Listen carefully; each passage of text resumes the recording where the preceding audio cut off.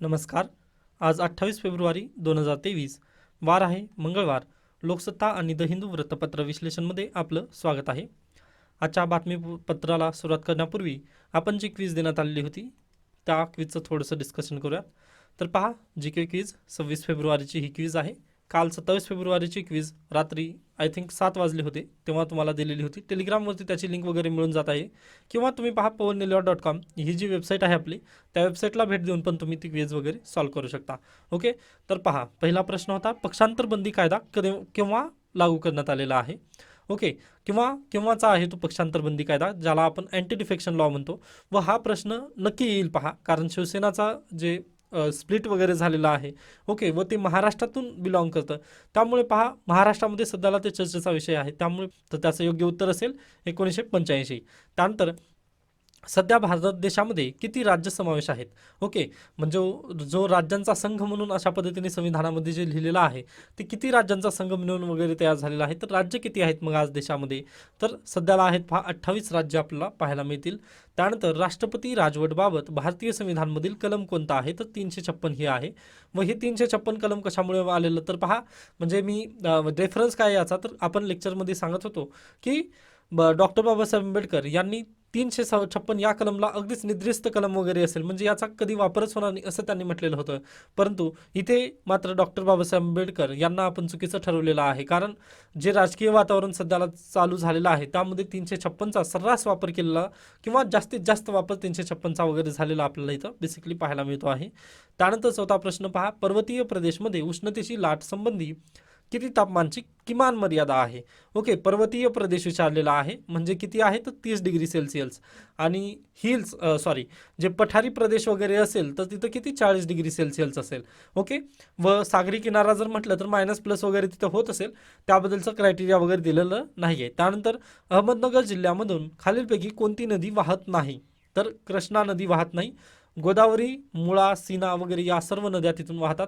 आता पहा, जे डेली बेसिसवर वगैरे येत आहे जिल्हा वगैरे, ते जिल्हा तुम्हाला पाठ करण्यासाठी वगैरे मी सांगितलेलं होतं, मग त्यातून हा प्रश्न दिलेला होता. त्यानंतर सर्वोच्च न्यायालयामध्ये पहिली विनाकागद सुनावणी केव्हा झालेली आहे, किंवा केव्हा झाली, तर ती 2020 झाली. डी वाय चंद्रचूड यांच्या बेंच अंतर्गत वगैरे ती झाली. त्यानंतर कोश मूलोदंड हे ब्रीदवाक्य खालीलपैकी कोणत्या संस्थेचे आहे, तर अगदीच त्याचं उत्तर आहे भारतीय आयकर. व हे कुठून घेतलेलं आहे, तर आर्य चाणक्य किंवा चाणक्य नीती, किंवा आपण ज्याला अर्थशास्त्र हे बुक म्हणतो तिथून आपण हे वाक्य वगैरे उचललेलं आहे, हे लक्षात ठेवा तुम्ही. ओके, कोश मूलोदंड हे वाक्य तिकडलं आहे. जर कदाचित STIचं मेन्स वगैरे जर झालं तर त्यामध्ये हा प्रश्न अगदी असू शकतो, असं माझी फिलिंग वगैरे आहे. त्यामुळे तुम्ही या प्रश्नाला पण थोडंसं पाठ करून ठेवू शकता. ओके, तर हे अशा पद्धतीने 26 फेब्रुवारीची क्विज होती. 27 फेब्रुवारीची क्विज काल रात्री दिलेली आहे, त्यामुळे त्याचं डिस्कशन उद्या करूयात. तर आज 28 फेब्रुवारी आहे, आजची पण क्विज तुम्हाला नक्कीच मिळून जाईल. फक्त तुम्ही वेबसाईटवरती वगैरे भेट देत चला, किंवा टेलिग्राम चॅनलवरती तुम्ही जॉईन व्हा, तिथे तुम्हाला ते मिळून जाईल. ओके, त्यानंतर बातमीपत्राला सुरुवात करूयात. तर पहा, देशाला इतिहासात अडकवू नका, सर्वोच्च न्यायालयाची स्पष्टोक्ती. पुरातन स्थळांच्या नामांतरासाठी आयोगास नकार. पहा, झालेलं काय, तर परकीय आक्रमणांनी बदललेली ऐतिहासिक स्थळांची मूळ नावे देण्यासाठी स्वतंत्र आयोग नेमण्याची मागणी करणारी याचिका सर्वोच्च न्यायालयाने काल फेटाळलेली आहे. म्हणजे पहा, अगदीच राष्ट्रपती भवनामधील जे मुघल गार्डन होतं त्या गार्डनचं नाव वगैरे बदलून आता काय झालेलं आहे, ते अमृत उद्यान वगैरे तयार करण्यात आलं. ओके, म्हणजे नाव वगैरे बदलली. मग पहा, एक याचिका वगैरे तयार करण्यात आली होती, म्हणजे अश्विनी उपाध्याय यांनी एक याचिका दाखल केली होती सुप्रीम कोर्टामध्ये, PIL. ओके, PIL दाखल करून त्यांनी म्हटलं की केंद्र सरकारने फक्त एकाच गार्डनचं वगैरे नाव बदललेलं आहे, असं भरपूर गार्डन वगैरे सध्याला अस्तित्वात आहेत. ओके, जे की इतिहासामध्ये जे अगदीच मुघलकालीन, किंवा अगदीच त्याच्या पूर्वीचे तुगलक वगैरे जे आहेत त्यांनी आक्रमण केल्यानंतर त्यांच्या आक्रमणकर्त्यांची नावं वगैरे आपण आपल्या देशावर वगैरे, म्हणजे देशाच्या रस्त्यांमध्ये वगैरे ते नावं वगैरे लावलेली आहेत. मग ते नावं वगैरे बदलण्यासाठी, म्हणजे ते सरसकटच नावं वगैरे बदलण्यासाठी एक आयोग वगैरे तयार करा, असं अश्विनी उपाध्याय यांनी एक याचिका दाखल केली होती सुप्रीम कोर्टामध्ये. मग पहा, सुप्रीम कोर्टाने अगदीच त्यांना फटकारलेलं आहे, व सुप्रीम कोर्टाचं म्हणणं इथं अगदीच बेस्ट आहे. पहा, आता ते मत वगैरे आपण घेऊयात. तर पहा याचिकेमागील उद्देशावर प्रश्नचिन्ह उपस्थित केला सुप्रीम कोर्टाने की यामुळे पुन्हा एकदा देशातील वातावरण बिघडवणारे मुद्दे चर्चेत येतील असे परखड मत खंडपीठाने काल व्यक्त केले. ही नावे कायम ठेवणे हा सार्वभौमत्व. तर अश्विनी उपाध्याय यांचं मत काय होतं पहा, तर ही नावे कायम ठेवणे म्हणजे जे आक्रमण वगैरे आपल्यावर झालेलं होतं इतिहासामध्ये, ते आक्रमण केलेल्यांनी त्यांची नावं आपण जर कायम ठेवणे हे भारतीय सार्वभौमत्व.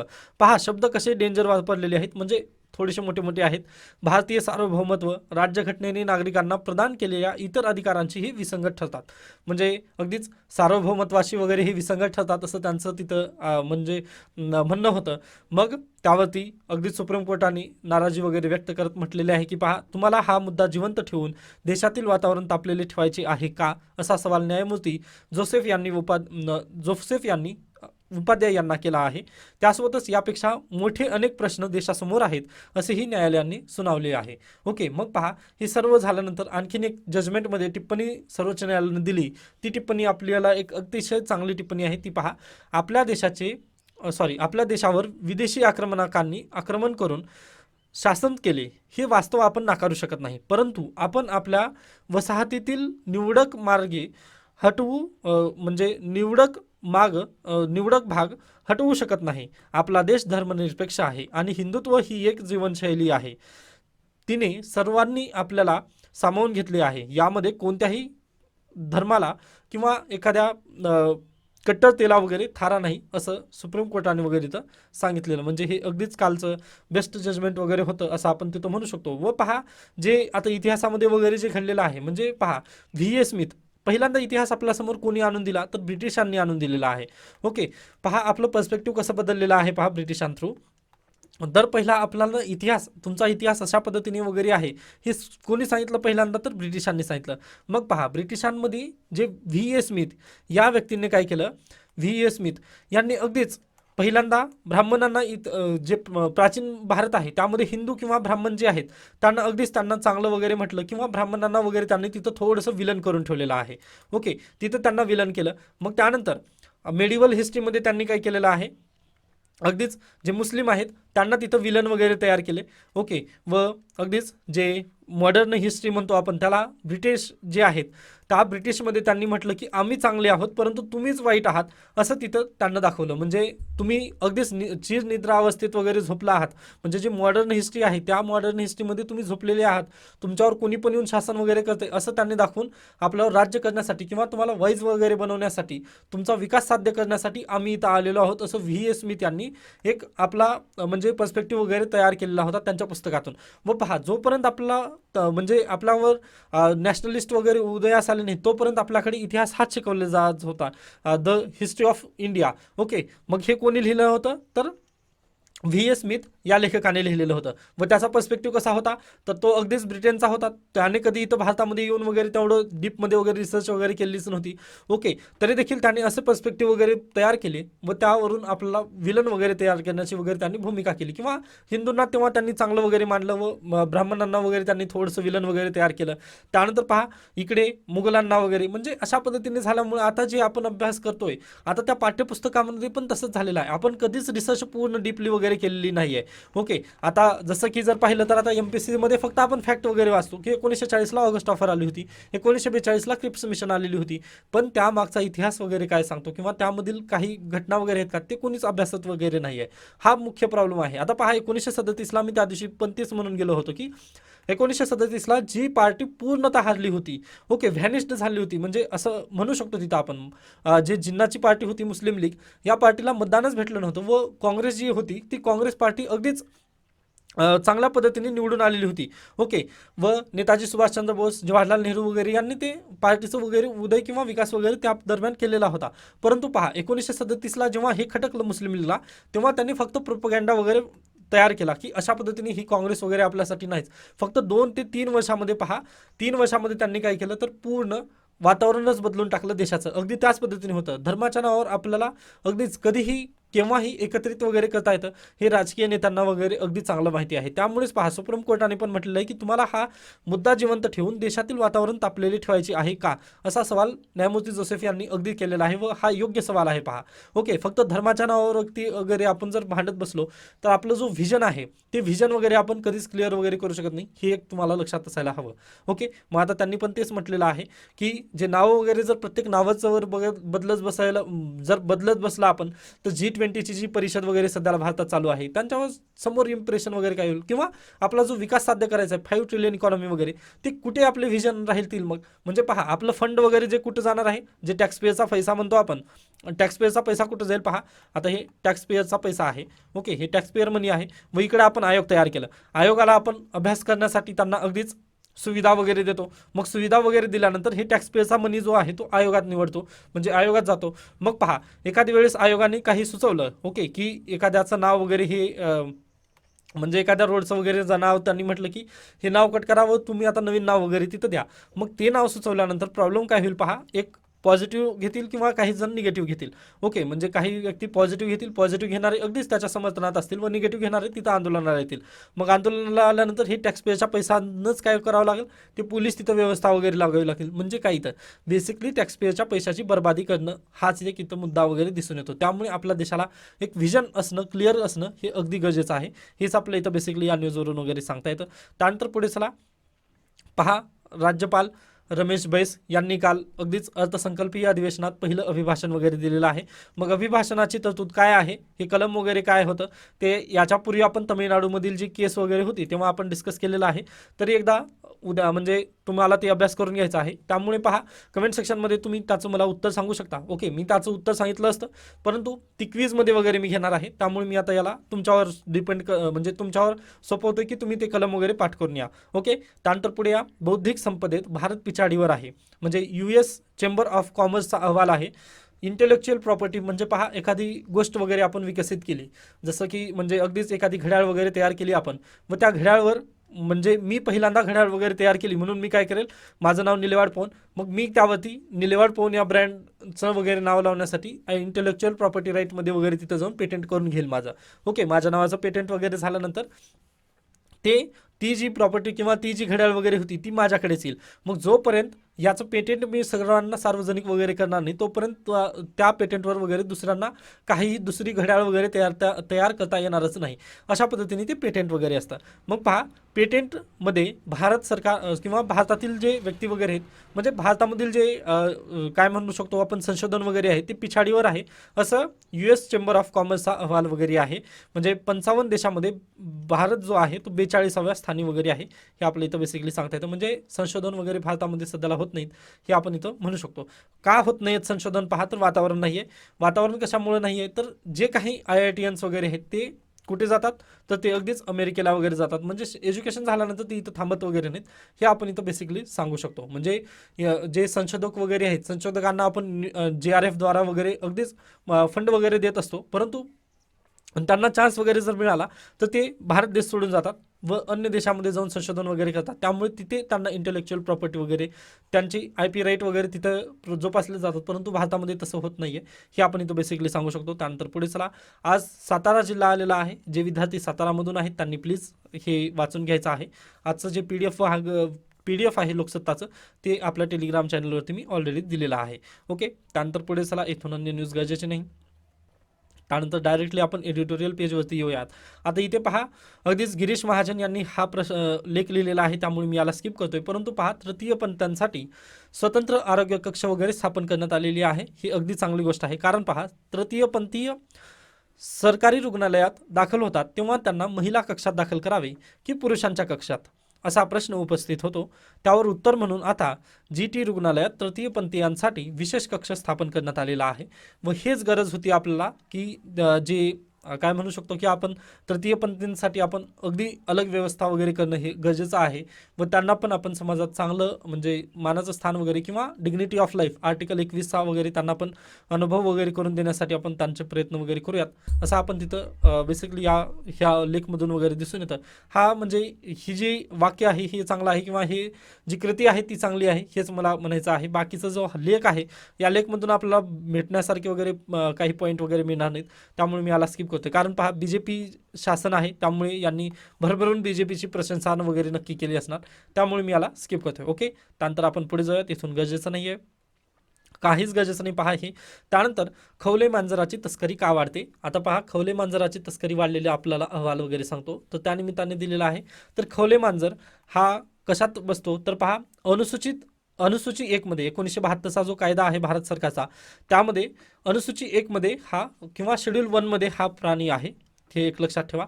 त्यानंतर चिंताजनक स्थितीत आहे, IUCNची जी कॅटेगरी आहे त्यामध्ये चिंताजनक या यादीमध्ये वगैरे तो बसतो. आता पहा UPSC जर विचारलं तर प्रश्न हेच विचारेल की शेड्यूल 1 मध्ये येतो व इकडे खाली जर गेल्यानंतर IUCNच्या यादीमध्ये अगदीच चिंताजनकच्या यादीमध्ये वगैरे त्याचं स्थान आहे.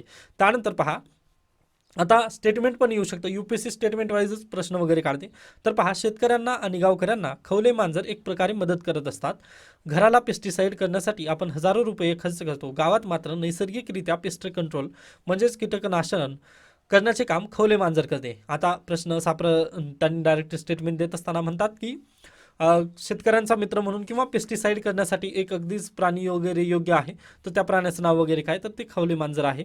त्यानंतर हा प्राणी वर्षाला 70 मिलियन कीटक खातो. किती? 70 मिलियन कीटक खातो. खवले मांजरामुळे नाशकाशिवाय काम साध्य होऊ शकते. ओके, हे आपलं इथं बेसिकली सांगता येतं. त्यानंतर पुढे चला, येथून म्हणजे सत्ताकारण न्यूज आहेत या, काही गरजेचं नाही आपल्यासाठी. त्यानंतर करिअर वृत्तांत हे गरजेचं नाही. तर अशा पद्धतीने आजचं लोकसत्ता वृत्तपत्र इथे संपतं. त्यानंतर सुरुवात करत आजचं द हिंदू. द हिंदूमध्ये पण तशाच बातम्या म्हणजे जास्त काही कामाच्या नाहीत. काल अगदीच मतदान वगैरे झालं मेघालय आणि नागालँडमध्ये, त्या संदर्भात दिलेलं आहे. मग याला तुम्ही संपूर्ण स्किप करू शकता. आय थिंक डायरेक्टली आजची न्यूज जी आहे ती आपल्या एडिटोरियल पेजवरतीच आहे. मग एडिटोरियल पेजवरती पहा, शशी थरूर यांचं पहिलं लेख आहे, परंतु यांची जर भाषा पाहिली तर अगदीच खूप क्लिष्ट वगैरे असते. जर एखाद्याला जर वाटलं की म्हणजे इंग्लिश वगैरे वाचण्याचा प्रयत्न वगैरे, म्हणजे तुम्ही फक्त एक झलक वगैरे पाहून घेऊ शकता की शशी थरूर कशा पद्धतीने वगैरे ते लिहितात. म्हणजे त्यांची इंग्लिश खूप बेस्ट आहे. ओके, पण मी आता हा लेख वगैरे वाचत नाही कारण ते पण राजकीय नेते वगैरे आहेत, परंतु त्यांची इंग्लिश वगैरे वाचण्यामध्ये थोडंसं क्लिष्ट वगैरे जातं, त्यामुळे मी आता याला घेत नाही आहे. त्यानंतर पुढे जाऊयात.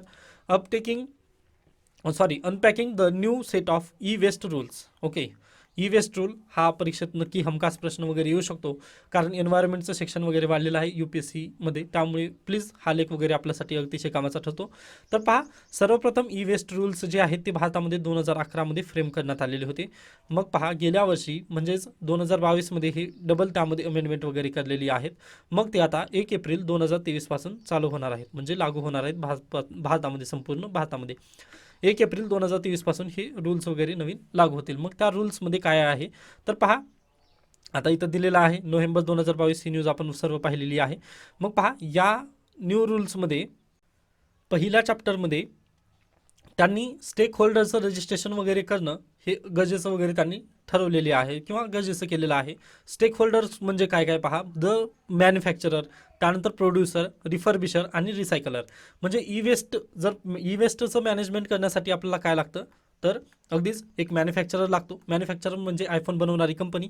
मग आयफोन बंद पडल्यानंतर किंवा म्हणजे मॅन्युफॅक्चरर जो उत्पादक आहे, त्यानंतर प्रोड्युसर, ओके, रिफर्बिशर.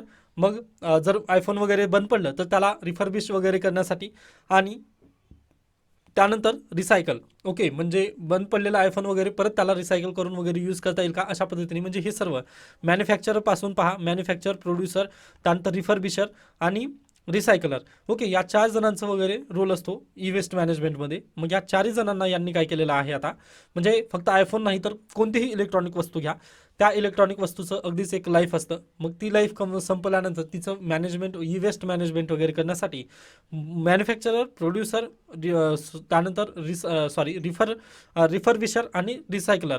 ओके, या 4 जणांचा रोल असतो. मग या 4 जणांना आता काय केलेलं आहे तर मॅन्डेटरीली त्यांना रजिस्ट्रेशन करायचं आहे. ऑनलाईन रजिस्ट्रेशन वगैरे पोर्टलवरती करणं बंधनकारक वगैरे केलेलं आहे. याच्यापूर्वी कसं व्हायचं पहा, तर अगदीच आपल्याकडे अगदीच रद्दीवाले वगैरे यायचे व ते आपली रद्दी वगैरे घेऊन जायचे. ओके, मग पहा हे कसं होतं, इन्फॉर्मल सेक्टर होतं. इन्फॉर्मल सेक्टर होतं. मग ह्यातून काय व्हायचं पहा, हे काय करायचे, इन्फॉर्मल सेक्टर होतं. मग हे म्हणजे आपल्याकडे जी गल्लीत कचरा गोळा करणारे वगैरे यायचे किंवा सफाई कामगार वगैरे जे आपण म्हणतो, मग ते जेव्हा यायचे, मग ते रद्दी वगैरे गोळा करून एखाद्या भंगारवाल्याकडे वगैरे घेऊन जायचे ते, बरोबर. मग तेथून ते पुढे कुठे, ते भंगारवाला वगैरे म्हणजे अगदीच जे जे कामाचे पार्ट वगैरे ते एकीकडे करायचं व अगदीच जे बिनकामाचे वगैरे ते एकीकडे करायचे. मग त्यामध्येच पहा अगदीच ई वेस्ट वगैरे त्यांनी मॅनेज वगैरे तिथं केलं का योग्य पद्धतीने. त्यांनी फक्त कामाची वस्तू व बिनकामाची वस्तू अशा पद्धतीने त्यांनी दोन वगैरे एकत्र केले व ते तशाच पद्धतीने वगैरे ते डम्पिंग ग्राउंडमध्ये वगैरे ते पाठवले.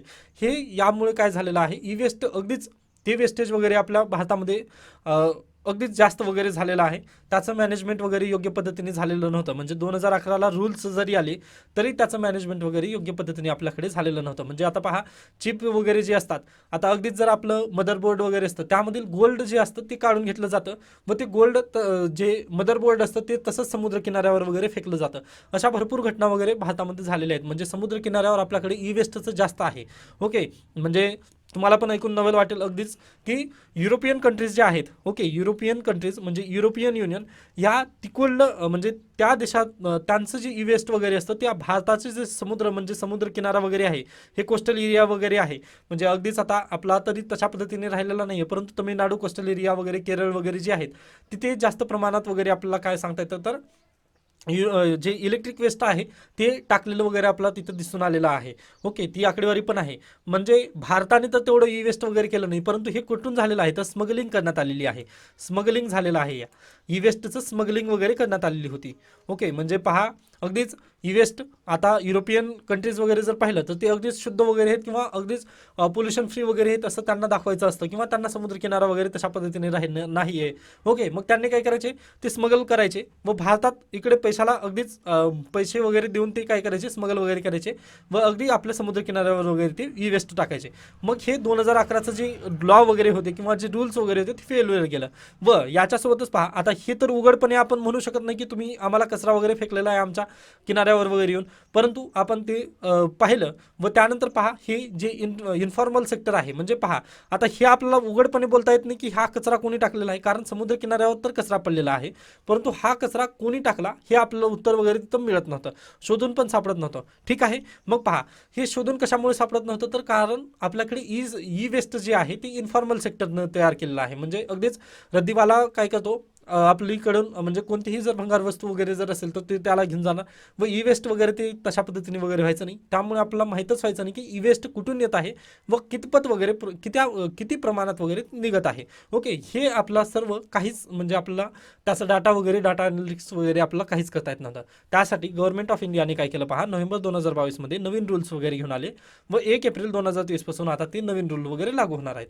मग यामुळे काय झालं पहा, मॅन्युफॅक्चरर, प्रोड्युसर, त्यानंतर रिफर्बिशर आणि रिसायकलर या चारही जणांना काय स्टेक होल्डर प्रमाणे वगैरे त्यांना वेबसाईटवरती वगैरे त्यांना पहिल्यांदा एनरोल करायचं आहे, बरोबर. मग एनरोल केल्यानंतर पहा, आता तुम्ही दुकानात गेलात एखादी टी व्ही वगैरे विकत घेण्यासाठी, बरोबर.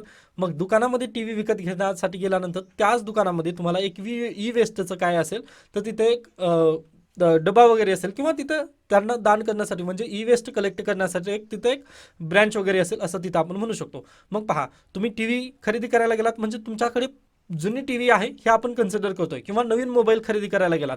मग पहा, तुमचा जो जुना मोबाईल खराब झाल्यामुळेच तुम्ही नवीन मोबाईल वगैरे खरेदी करायला गेलात असं तिथं कन्सिडर म्हणजे थोड्या प्रमाणात का होणार आपण तिथं कन्सिडर करू शकतो. म्हणजे 50% लोकांजवळ अगदीच मोबाईल नसल्यामुळे ते गेलेले आहेत दुकानात की खरेदी करायचा नवीन मोबाईल, परंतु 50% व्यक्तींकडे जुना मोबाईल होता, तो मोबाईल अगदीच खराब झाला, त्यामुळे ते नवीन मोबाईल वगैरे खरेदी करणार आहेत. मग पहा, त्या दुकानात गेल्यानंतर तुम्ही अगदीच जर तुमचं ई वेस्ट वगैरे जर दिलात, ओके, म्हणजे तुमचा मोबाईल असेल किंवा जुनी टी व्ही वगैरे जर असेल, ती जर टी व्ही वगैरे त्यांना दिलात तर ते काय करतील, ते ऑनलाईन ऑलरेडी काय आहेत ही मॅन्युफॅक्चर वगैरे ही चौघजण काय आहेत ऑलरेडी रजिस्टर्ड आहेत.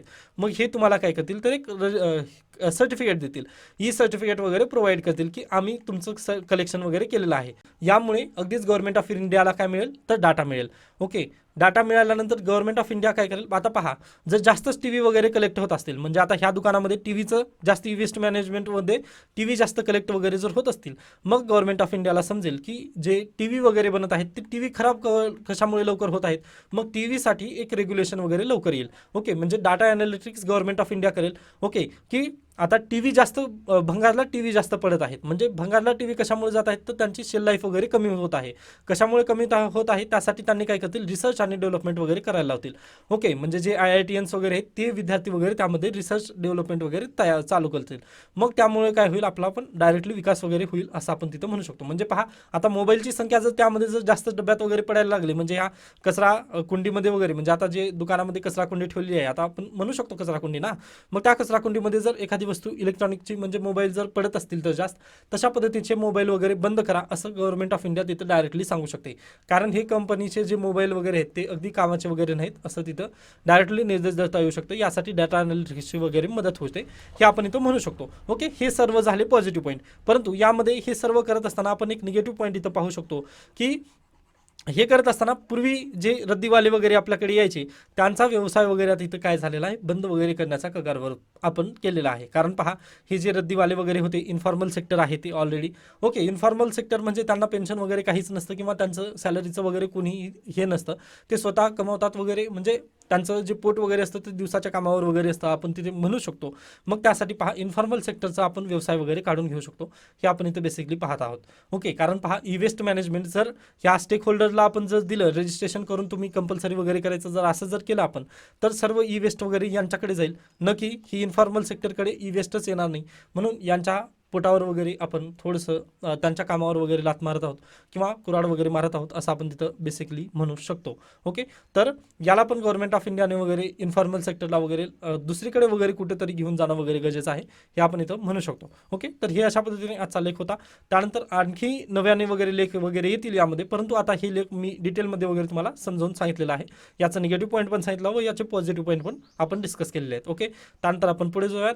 आज आहे पहा नॅशनल सायन्स डे आहे, म्हणजे राष्ट्रीय विज्ञान दिवस आहे.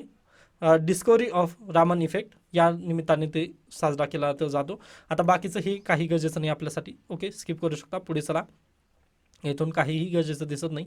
त्यानंतर पहा 13,000 year old Buddhist stupa found in Odisha Jeypore. Okay, ओडिसामधील जयपूरमध्ये एक अगदी 7व्या किंवा 8व्या शतकामधील जे बुद्धिस्ट स्तूप वगैरे तिथं सापडलेलं आहे. ओके, 4.5 मीटर टॉल आणि initially assessment showed that it may be belong to 7th or 8th century. Okay, 7व्या किंवा 8व्या शताब्दीमधील हे बुद्धस्तूप वगैरे सापडलेलं आहे. आता पहा UPSC बुद्धस्तूपावर प्रश्न कशा पद्धतीने विचारेल, हे प्रश्न विचारेल का 13,000 वर्षापूर्वीचं बुद्धस्तूप वगैरे सापडलेलं आहे का, तर बिलकुल नाही. परंतु आता तुम्हाला यासाठी काय करायचं, बॅकवर्ड लिंकेज शोधायचे आहेत. म्हणजेच काय, बुद्धिस्ट आयडिओलॉजी म्हणजेच बुद्ध स्तूपा कशामुळे स्थापन झालेले होते. BH स्तूपा करूयात आपण. तर पहा बुद्ध स्तूपा कशामुळे फॉर्म झालेले होते, म्हणजे त्याच्या मागची आयडिओलॉजी वगैरे काय होती, किंवा पहिल्यांदा बुद्ध स्तूप वगैरे कुणी स्थापित वगैरे केलेलं होतं, हे सर्व तुम्हाला माहिती असायला हवं. ओके, हे UPSC बेसिकली विचारू शकतं. त्यासाठी हा. त्यानंतर अगदीच जे MPSCचे वगैरे विद्यार्थी आहेत, आय थिंक त्यांना एन्शियंट हिस्ट्री नाही, त्यामुळे ते अगदी चांगलं गोष्ट आहे. परंतु जे UPSC आहेत त्यांनी प्लीज अशा पद्धतीने बॅकवर्ड लिंकेजेस थ्रू स्तूपाची स्टडी वगैरे करा. आर्ट आणि आर्किटेक्चरमध्ये पण तुम्हाला हे येतं प्रश्न की तिथं कशा पद्धतीने स्तूपाचं जे स्तूप असतं त्याचं आर्किटेक्चर वगैरे कशा पद्धतीने तयार केलं जातं, म्हणजे ही वरी कोण त्याला अंडा वगैरे कशाला म्हणतात वगैरे, हे सर्व तुम्हाला विचारण्यात येतं. तर त्यासाठी तुम्ही प्लीज बॅकवर्ड लिंकेजेसद्वारे वगैरे स्टडी करा. त्यानंतर पुढे चला. गेल्या वर्षी एक प्रश्न आलेला होता की ओपन सॉफ्टवेअरद्वारा कोणते ॲप्लिकेशन वगैरे तयार करण्यात आलेले आहेत, आरोग्य सेतू वगैरे, अगदी त्या पद्धतीने जर विचारला प्रश्न, तर UIDAI म्हणजे जी आधारची कंपनी आहे. ओके, ते आता काय करत आहे पहा, AI बेस्ड टेक्नॉलॉजीवर वगैरे सध्याला जात आहे. नंतर आपण पुढे जाऊयात. इथून अन्य न्यूज वगैरे गरजेचे नाही. ओके, स्किप करू शकता. त्यानंतर पुढे या, अगदी हे गरजेचं नाही. ओके, तर अशा पद्धतीने आजचं लोकसत्ता आणि द हिंदू वृत्तपत्र तिथे संपतं. याबाबत काही शंका, काही सजेशन असतील तर तुम्ही नक्की मला विचारू शकता. धन्यवाद.